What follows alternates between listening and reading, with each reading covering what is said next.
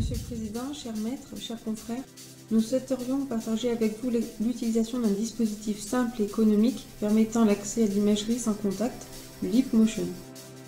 Le recours à l'imagerie au cours d'intervention constitue une aide pour le chirurgien au travers d'interfaces homme-machine qui nécessitent habituellement un contact physique. Comme l'illustre la vidéo, le contact physique engendre une perte de temps et expose à des fautes d'asepsie. Les premières interfaces homme-machine ont été la souris et plus récemment l'écran tactile. La possibilité d'interagir sans contact a été popularisée par le système Kinect de Microsoft et plus récemment par le Leapmotion. Le Leapmotion est un dispositif grand public de taille réduite accessible sur de nombreux sites de commerce en ligne qui se connectent et s'alimentent par un port USB. L'application GameWave est l'application la plus complète permettant d'assigner des gestes à des actions. Nous vous proposons de télécharger à l'adresse indiquée ci-dessous une proposition de configuration par l'intermédiaire d'un plugin afin d'éviter la phase de paramétrage fastidieuse.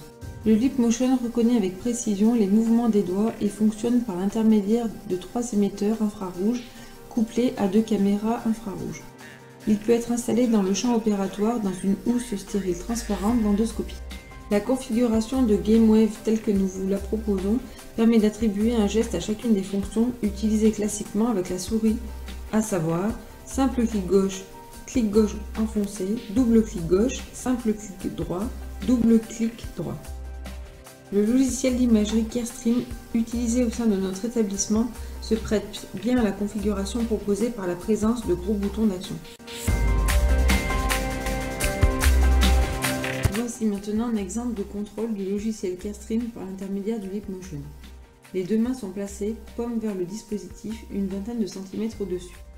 Les déplacements de la main droite, doigt écarté, se traduisent par le déplacement du curseur. L'introduction de la main gauche va permettre d'activer le clic droit en serrant les doigts. La sélection du bouton d'action se fait en déplaçant le curseur en regard de ce dernier. Le bouton va être activé par un double clic gauche, se traduisant par un mouvement de type tap au niveau de l'index. La fonction est alors engagée en serrant les doigts. Ici, l'utilisation de l'outil main permet de déplacer l'image. L'utilisation du bouton contraste s'active en déplaçant la main droite, doigt serré, dans un plan vertical et horizontal.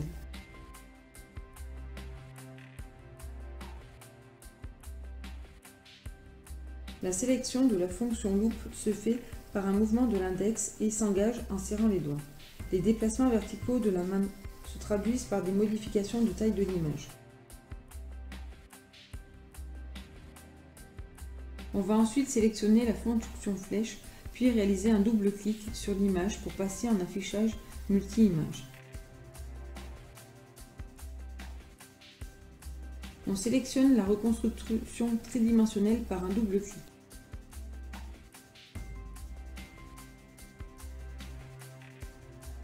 L'outil Loop va être sélectionné par un double clic en regard du bouton d'action.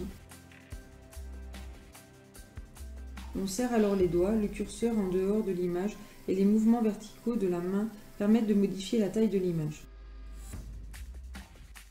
Ici, on sélectionne le bouton Mouvement dans l'espace et les déplacements de la main dans un plan vertical et horizontal se traduisent par un déplacement du crâne.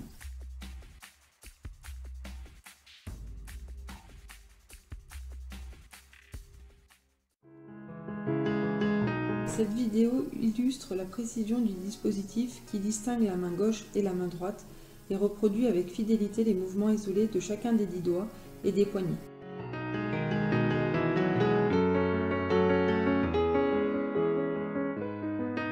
La vidéo de gauche illustre l'utilisation du Leapmotion au décours d'une chirurgie d'exérèse de méningium et la possibilité de faire défiler les images par l'intermédiaire de la main gauche, doigt serré, activant le clic droit. La vidéo de droite montre l'utilisation de la fonction loop au décours de l'intervention.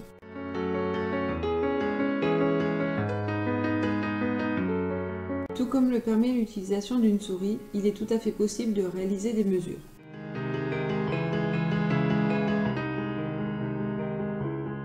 Il existe deux dispositifs grand public de reconnaissance de la gestuelle, le Kinect de Microsoft et le Leapmotion. Le Kinect a été le premier dispositif à être utilisé en salle d'intervention. mais n'étant livré qu'avec un kit de développement logiciel, sa configuration nécessite des connaissances en informatique ou le recours à des configurations professionnelles prêtes à l'emploi et onéreuses. La gestuelle doit par ailleurs être ample pour être connue. Le Leapmotion est beaucoup moins onéreux, moins de 100 €, personnalisable par l'intermédiaire de nombreux logiciels plus ou moins complexes, plus précis et moins encombrants. Le Leapmotion n'a pas eu le succès escompté et n'a pas remplacé la souris au quotidien en raison de l'inconfort de la gestuelle, main en l'air et la moindre précision liée au tremblement physiologique. Par contre, il est parfaitement indiqué au bloc opératoire avec un logiciel présentant de gros boutons d'action. Vous pouvez trouver sur YouTube un guide d'installation que nous avons réalisé pas à pas avec téléchargement du plugin permettant une appropriation rapide du Leapmotion.